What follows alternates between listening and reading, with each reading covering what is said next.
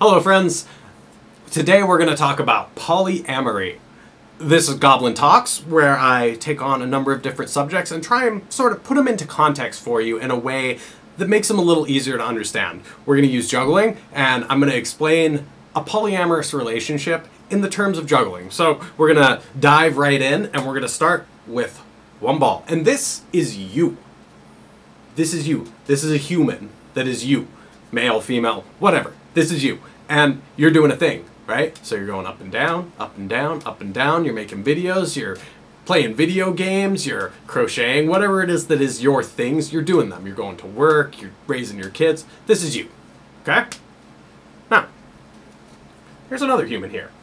And this human's doing stuff too. So you're both doing your thing. Up and down, up and down, up and down, you know, whatever. Two humans. These two humans meet each other. And they like each other. Awesome.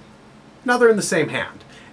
And they're in a classic relationship. A monogamous relationship, right? Hanging out in the same hand, making a pattern together. Going like this, right? And this is your classic monogamous relationship, okay? Doing dishes, maybe having kids, raising a family, buying a house, whatever it is that you consider to be traditional relationship structure, this is you. There's two of you. So that's what I would call the traditional relationship mechanism. We assume there's going to be two humans, they're going to meet each other, they're going to get along really well, so they're going to get in one hand, and then they're going to do stuff. And that stuff generally includes marriage, cars, houses, whatever. Okay? I think that's a pretty fair statement for a traditional relationship, traditional marriage. Here's what polyamorous people say, though. They say, okay, maybe there is this traditional structure, but then there's this other guy over here, or other girl, right? And they're doing their thing. And, well, whoa, we switched hands because this guy met this girl, or this guy met this guy, and they started liking each other. So now they're doing a thing, but the person that switched isn't completely attached to that. They like both, right? And all of a sudden they're doing this thing where they're hanging out with both hands, both juggling balls, both humans, and jumping between, right? So that is one of the most common, I think, and from what I've researched, the most common polyamorous relationships. You have three different humans. Two of them are over here, not hanging out. So they're off to the side over here. And then you've got this other human. And this other human likes both of them. So that human is switching between both of them and hanging out on both sides, right? And that's like one of the most basic relationship forms. It's called a V. Essentially, you have one human that has two different humans that they partner up with to make patterns with, okay? Not so scary, right? It's not that weird, right? They're doing the same thing with each of those humans. It's just, you know, they do it at different times with each of those humans. So there's other different forms of polyamorous relationships. Let's look at a triad. This is a triad, okay?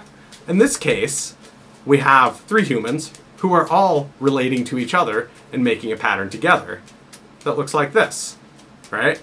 So they're hanging out, they're doing their thing together, and they all get along and they like each other. So they're in a relationship together. That's a triad. And I want you to think about something. So, which ball in this pattern is more important? And this is a hard thing for a lot of people when they think about a triad or a polyamorous relationship. Which ball is more important? Which one makes the pattern? Which one is the focus, the primary? Is there one? I would argue there's not, right? And that's the thing that's interesting to me about polyamorous relationships, is we assume that there has to be a primary thing. There has to be one of these things going on, because that's what we're used to. But it turns out that has no relationship to this triad pattern, right? They're completely different, but that doesn't mean that somebody's more important, some ball is more important in this pattern, and so you get a triad. There's lots of different forms too, right? You might have somebody that's doing one of these, pretty traditional, but there's another human that occasionally comes over to hang out. Okay, that's a form of polyamory. Human comes out, hangs out in the pattern, moves on. That's one where you have a comet relationship. What I'm getting at here is that we assume because we've been trained to look for this pattern, that all relationships should fall into this pattern. But most relationships don't fall into this pattern in the polyamorous world. Some do. Some people don't have time to get other balls going, so they're just focused on their two-ball relationship for now. But lots of people do lots of other things. And that's the movement that I think is happening right now in the polyamorous community, is the argument that we can have more than two balls. That there's nothing wrong with having a three-ball pattern. And there's nothing wrong with having a four-ball pattern. And there's nothing wrong with having a five-ball pattern. And it's really about what makes you happy and what makes your partner happy. And that, to me at least, is what polyamory is trying to say. We don't need to have a primary or more important relationship, and there is that in a lot of relationships, right? Okay? So there is times when that's going to be a thing, but it's not all the time, and that's okay. That is, in my mind, the polyamorous relationship movement, and I think it's okay to be that way, and I think it's okay for people to want to have a different relationship structure from the cultural standard. So let me know if you have questions. I'd like to tell you more about this if you want to know about different relationship structures, different ways that polyamorous people work together, any of that stuff. Whether you're friend, family, viewer, random person I've never met before, it's all good.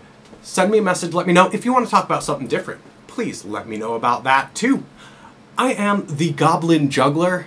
We were talking about polyamory today, and I hope you'll come out and hang out with me again soon. Press the subscribe button. Like this video, share it with your friends, and I will see you again soon.